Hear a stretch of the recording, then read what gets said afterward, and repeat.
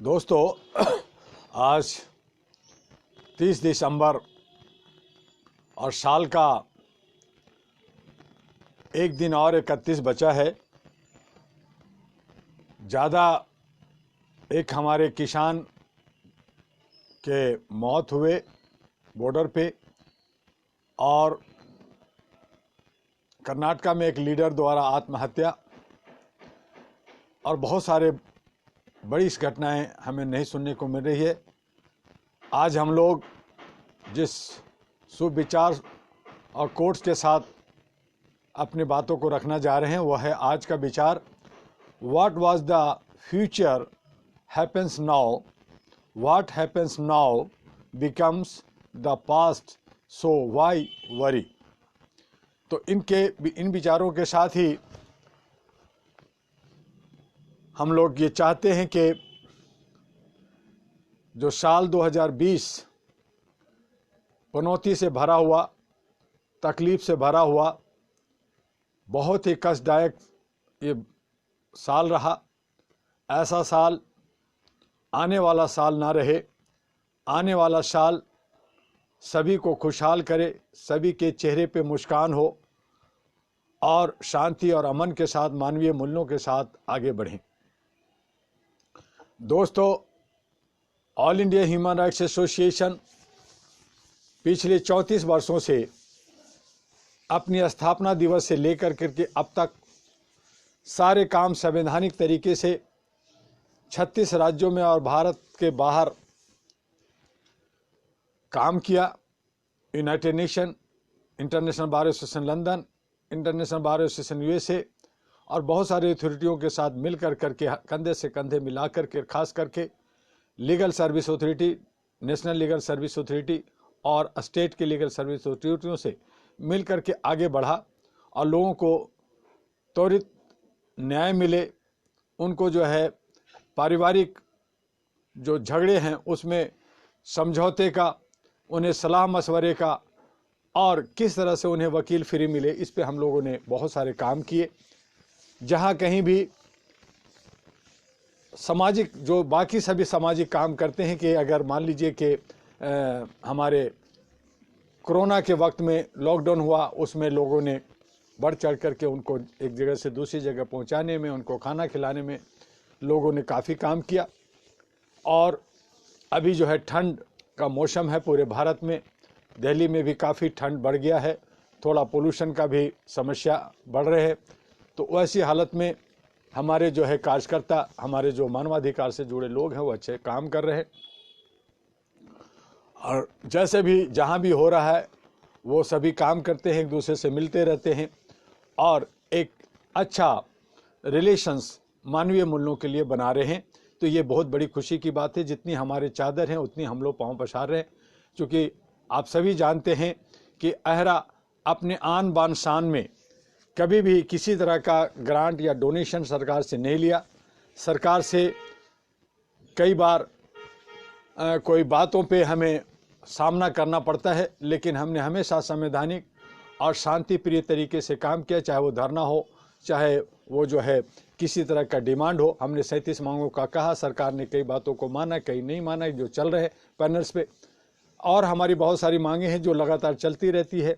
हम लोगों ने जो है महीने में, 2 महीने पे हजारों हजार भारत सरकार को और सभी विभागों को, खास करके चीफ मिनिस्टर, गवर्नर्स और पुलिस कमिश्नर को लेटर लिखते रहते हैं, बताते रहते हैं, वहाँ की समस्याओं से हम एक दूसरे से रूबरू होते रहते हैं।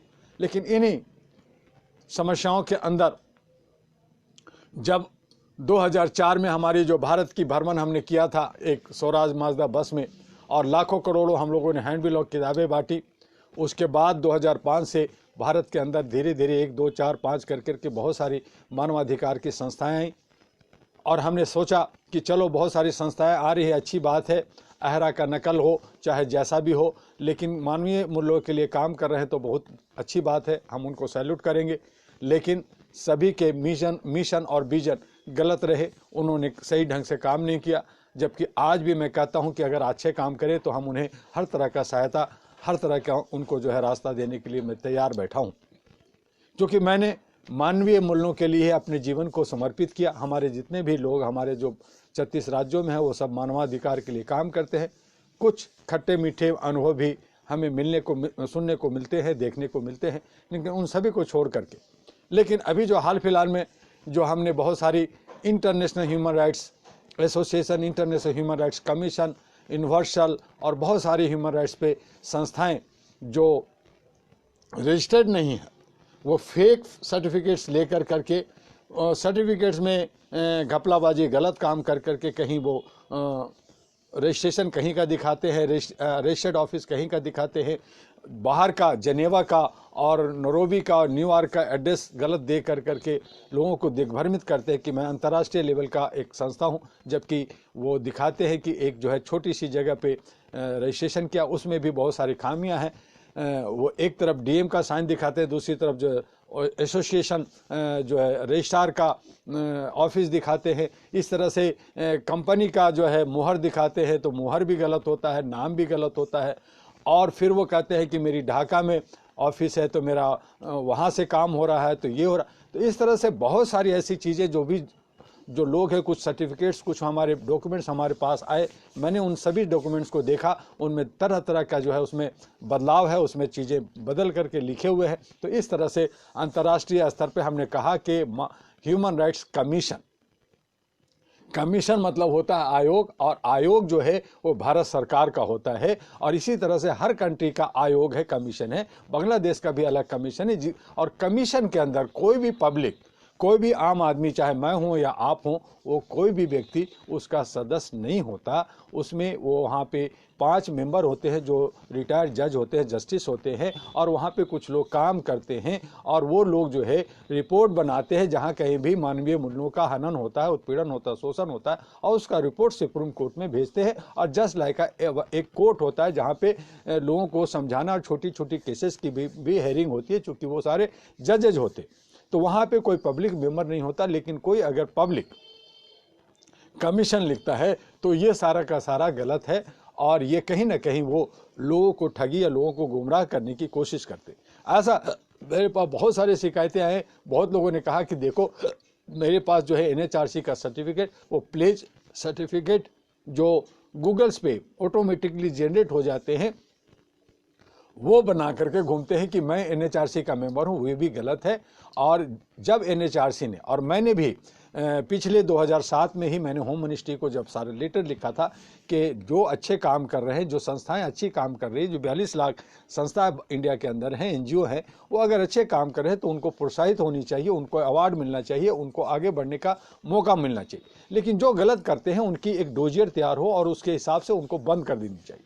भारत सरकार और ख़ास करके आदरणीय नरेंद्र मोदी जी ने बहुत सारे प्राइवेट लिमिटेड कंसर्न जो कई लाख जो फेक थी, जो एक लोगों ने 10-10 कंपनियां बना रखी थी, उन सबको बंद किया गया। बहुत सारे एनजीओ जो एफसीआर का सर्टिफिकेट बना करके वो जो है बाहर की फंडिंग वगैरह ले रहे थे, उसमें से कोई 40 से 50 हज़ार संस्थाओं को बैंड कर दिया गया, बंद कर दिया गया। ऐसे ही बहुत सारे और संस्थाओं की जो है रिपोर्ट्स तैयार हो रहे हैं कि उनको जो है ख़त्म किया जाए। और इस आधार पे जब पुलिस को रिपोर्ट दी जाती है कि इस तरह के कोई भी मानवाधिकार पे या दूसरी संस्थाएं अगर वो जो है संवैधानिक तरीके से काम नहीं कर रही है, इलीगल काम कर रही है, तो उनको पकड़ धड़ किया जाए, उनको बंद किया जाए। और उस आधार पे हमारे जो महाराष्ट्र है, चाहे आंध्र है, चाहे झारखंड है, चाहे हमारे बंगाल है, वहाँ पे हमारे लोग चूँकि चारों तरफ फैले हैं, हमारे लोगों को भी वो दिक्कत होती है, क्योंकि लोकल अथॉरिटी को ये नहीं मालूम होता है कि कौन सही है और कौन गलत है। तो इसीलिए मैं आपसे रिक्वेस्ट करना चाहता हूँ कि अहरा जो है एशिया का और भारत का पहली एक सिविल सोसाइटी है जो पूरे संवैधानिक तरीके से पूरे भारत में और एशिया पैसिफिक में काम कर रही है। आप सभी लोग संवैधानिक तरीके से काम करें। आपके 4 वेबसाइट है, ahera.org, ahru.org, ahranews.org और anp.org.in। तो इनको आप जो है अपने विभाग को, हमारे पास डायरी है, हमारे पास हैंड बुकलेट है, बहुत सारी किताबें हैं, आपकी वेबसाइट पे सब चीज़ जानकारियाँ हैं। तो वहाँ की जो अथॉरिटी जो नहीं समझती है, नहीं जानती है, आप उनको बताएं ताकि आपको कोई परेशान और तंग न करे। अहरा ने all India human rights association जो है एशिया का और भारत का पहली सिविल सोसाइटी है, और इन्हीं ने प्रयास कर करके कमीशन को बनवाया। कमीशन का हम लोग मेंबर नहीं है, लेकिन कमीशन को बनाने में अहरा का काफ़ी योगदान रहा और वो अच्छा काम करे। अगर NHRC भी अगर काम अच्छा नहीं करती है तो हम उनके खिलाफ भी खड़ा होने के लिए तैयार बैठे हैं। वो जगह जगह बहुत सारे अड़चने लोगों को करती है, लेकिन अहरा हमेशा जो है वो क्लीन तरीके से काम किया है। आप सभी लोग अच्छे से काम करें, जहाँ कहीं भी, चाहे साउथ इंडिया में हो, चाहे नॉर्थ में हो, चाहे ईस्ट में हो या वेस्ट में हो, दिग्भ्रमित ना हो। अंतर्राष्ट्रीय यूनिवर्सल और बड़े बड़े नाम सुन करके और बड़े इधर उधर के हमारे जो दूसरे देशों में ऑफिसेज है, तो उसकी इंक्वायरी जांच करें। मैं बार बार कहता हूं कि अहरा का भी अगर कोई सदस्य बनना चाहता है तो वो जो है अहरा हेडक्वार्टर दिल्ली का उसका एड्रेस है, वेबसाइट पे, उस पर आएँ और बात करें, देखें और समझें, उसके बाद ही सदस्यता लें। और उसके बाद भी मैंने कहा कि जो लोग भी हमने सभी सोशल मीडिया में हर जगह अहरा का फॉर्म डाला हुआ है, सब डाला है, आप उसको पढ़िए, जानिए, और कोई तरह का आप कैश का कोई ट्रांजैक्शन ना करें। इसके अकाउंट्स हैं, आप अकाउंट्स में दीजिए, आप पेटीएम कीजिए या डीडी बना के दीजिए, ताकि आपके पास एक प्रूफ होगा कि आपने संस्था को दिया है। और संस्था का एक जो हमारा मेंबर्स का है वो जनरल मेंबर 500 है, एक्टिव मेंबर 1000 है, 2000 और 5000 सीनियर और लाइफ मेंबर हमारे 10,000 है, जो 10 साल का होता है। उसका रिन्यूअल जो है हाफ 50% होता है हर साल का। तो इस तरह का हमारे सारे कागज़ के ऊपर लिखा हुआ है, जो भी मेंबर बनते हैं उस पर आप टिक करें, उसे बने। और जो लोग अगर आपसे 50,000, लाख, 20,000 ये इस तरह की कोई बात करता है तो उन सबको आप धत्ता बता सकते हैं। संस्था जो होती है, संस्था जरूरी नहीं है, मैं सभी को यही कहता हूं कि अगर आपकी नीयत ठीक है, आप काम अच्छा करते हैं, तो जरूरी नहीं है कि भारत सरकार से वो रजिस्टर्ड हो। बिना रजिस्ट्रेशन के भी आप सामाजिक काम कर सकते हैं। लेकिन आप लोगों को दिग्भ्रमित करके गलत रिपोर्ट देकर गलत तरीके से काम करते हैं तो ये सही नहीं है, और इस पे जो है कानूनी कार्रवाई हो सकती है, सरकार आप पे बाइंड कर सकती है। हम लोग ज़्यादा नहीं बोलते, चूँकि आप जो है संभल जाए, सुधर जाए, इसलिए हम लोग ज़्यादा नहीं बोलते। लेकिन अगर सर से पानी ऊपर जाएगा तो हम लोग भी उस पर जो है कुछ न कुछ करने के लिए आगे बढ़ेंगे। तो आप लोग जो है कहीं भी अपने साथियों को, जो लोग इधर से उधर होते हैं, उनको समझाइए और बताइए। और आप, इसीलिए मैंने कहा कि ज़्यादा से ज़्यादा आप लोग एक ह्यूमन चैन बनाएं, ज़्यादा से ज़्यादा आप हर व्यक्ति 10-10 मेंबर बनाएंगे, अपने क्षेत्र में फैलेंगे, तो जो गलत है, कीड़े मकोड़े हैं, जो गलत लोग हैं, वो लोग पनपेंगे नहीं। आप चूँकि नहीं आगे बढ़ते, तो इसीलिए कुछ गलत तत्व के लोग जो है वो समाज में फैल जाती है। जिस तरह से डुप्लीकेट नोट छाप लेते हैं लोग जो है कमिश्नर बन जाते हैं, लोग जो है IG DIG बन जाते हैं। कई जगह तो जो है पार्लियामेंट, मेंबर ऑफ पार्लियामेंट अपने को कहते हैं कि मैं मेंबर ऑफ पार्लियामेंट हूँ, जबकि हम लोग विश्व में काम कर रहे हैं। हमें खुद का खिताब जो है एक विश्व पार्लियामेंटेरियन का मिला हुआ, लेकिन हम नहीं कहते। हम एक मानवाधिकार के काज करता है, एक मानवीय मूल्यों के लिए काम करते हैं, एक साधारण व्यक्ति हैं। मैं यही बार बार कहता हूँ और मैं उसी को आगे लेकर के चलता हूँ। इसलिए कोई इस तरह का कि जो है आप जो है बहुत बड़े तोप हैं, इस तरह की बातें जो लोग करते हैं उन पे जो है बचने की कोशिश कीजिए। क्योंकि लोग जो है जो बाज़ारों में है, जो हमने देखा कि आज कोरोना कोविड में लोग एक तरफ परेशान हैं, कई तरह की समस्याओं से त्रसित हैं, वहाँ जो है वो सोचते हैं कि हमें कोई मदद मिलेगी, कोई सहारा मिल जाएगा हमें, और उनको जो है लाखों रुपए जो है 2 लाख 4 लाख जो है मैं चेयरमैन बनूंगा तो पद के नाम पे। अरे भाई, मेरे काम आप करेंगे तो काम बोलता है, पद नहीं बोलता। आप करेंगे तो आपका स्टेटस अपने आप आगे बढ़ता है, आपका नाम ही अपने आप में बहुत आगे बढ़ जाता है। आपको अगर चेयरमैन बना दिया जाता है, भारत का राष्ट्रपति बना जाता है, और आप कुछ नहीं करेंगे, तो जैसा कि आप जानते हैं कि भारत के प्रधानमंत्री एक बने तो उन्हें कहा कि ये बोलते नहीं है, तो उनको लोगों ने लाइक नहीं किया। फिर एक बोलने वाले आ गया, फिर वो जुमलाबाजी हो गई, तो उनको भी सुनना पड़ता है। तो इसलिए हमें जो है अपने आप को मजबूत बनाना है। आप एक बैनर से जुड़ते हैं, वो एक पहचान बनती है, और वो पहचान के साथ साथ जो है पूरे भारत और जो लोग जुड़े हुए हैं, जो कार्यक्रम होता है, जो हमारे मेंबर्स है, उसका एक हमें बल मिलता है, शक्ति मिलता है। इसलिए एक बैनर की ज़रूरत होती है। अदरवाइज हर एक व्यक्ति जो है अपने आप में स्वतंत्र है कि वो जो है अपने लिए काम करता है। उसी तरह से कोर्ट में अगर हमें किसी तरह का कोई केस लड़ना होता है तो एक व्यक्ति जो है सक्षम है कि वो व्यक्तिगत रूप से पर्सनल जो है अपीयरेंस होकर के वो केस लड़ सकता है, अपनी पैरवी कर सकता है, लेकिन चूंकि वो ठीक से नहीं बोल पाता या अपनी बातों को पक्ष को नहीं रखता, इसलिए वह वकील रखता है और उसको पैसे देता है, फीस देता है, और वकील उसके बदले में वो लड़ाई लड़ता है और वो सिस्टमेटिक से सब तरीके से कोर्ट के अंदर जो है उसकी पैरवी करता है, उसकी जो है पक्ष को रखता है। और जज जो है वो जज साहब है या जस्टिस साहब है, उस बातों को सुनते हैं, वहाँ पे पैनल होता है, उस पर विचार होती है, और यही वजह है कि केस जो है थोड़ा सा जो है डेट पड़ जाता है, क्योंकि ऐसे बिना समझे बिना जांचे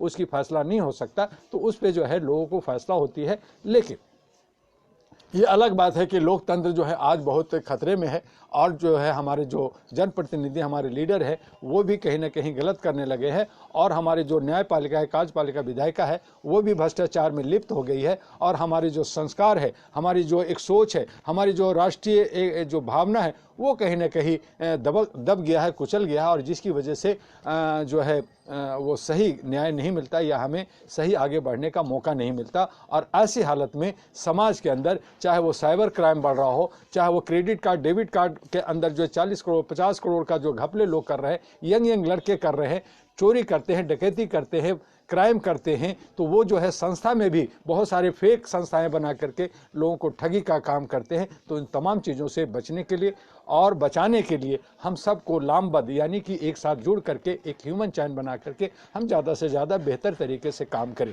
मैं भारत के करीब 36 राज्यों में और 640 जिलों में मैंने एक बार नहीं 5 बार 5 टाइम्स भारत का भ्रमण किया।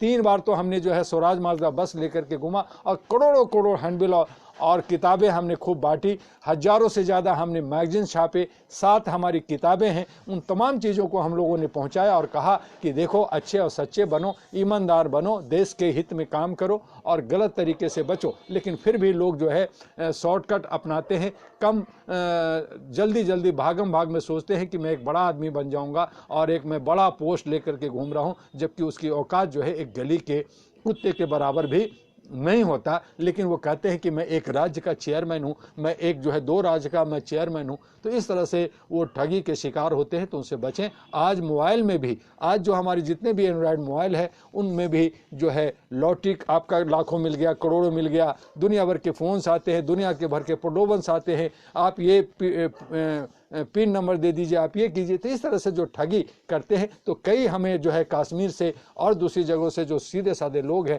वो मुझसे संपर्क करते हैं कि मुझसे वो 2 लाख मांगा, मुझसे वो 50,000 मांगा, मेरा जो 1 करोड़ आ रहा है। तो कुछ लोग तो बताते, तो उनको हम समझा देते हैं कि भाई ये सब गलत है, इस चीज़ को डिलीट कर दो। सरकार भी आपको चेतावनी देती है, लेकिन लोग नहीं मानते। लोग जो है लालच में आकर के, कई बार सुनने को आया कि जो है कमिश्नर का, आईजी की बीवी भी उस ठगी के शिकार हो गए। मंत्री के बीवियां जो सोचती हैं कि भाई ऐसा हमें जो लॉटरी मिल गया, या ऐसा कुछ करेंगे तो हमें इतना लाख इतना कुछ मिल जाएगा, हमें जो है सोने की बिस्किट मिल जाएगा। तो वो जो है अपने हस्बैंड को, अपने रिश्तेदारों को, अपने दोस्तों को नहीं बताते, और वो लोभ में आकर के उसमें फंस जाते हैं, और बाद में वो रोते हैं और लोगों को कहते हैं कि हाय मैं लूट गया, मैं बर्बाद हो गया, मुझे ये लोग ठग लिए। तो ये ठगी का धंधा पूरे भारत में चल रहा है। उन लोगों को पकड़ने की ज़रूरत है, उसके लिए भी एक कड़ी कानून की ज़रूरत है, और हम सबको भी सचेत रहना है कि अच्छे और सच्चे लोगों के साथ रहें, गलत लोगों के साथ ना रहें।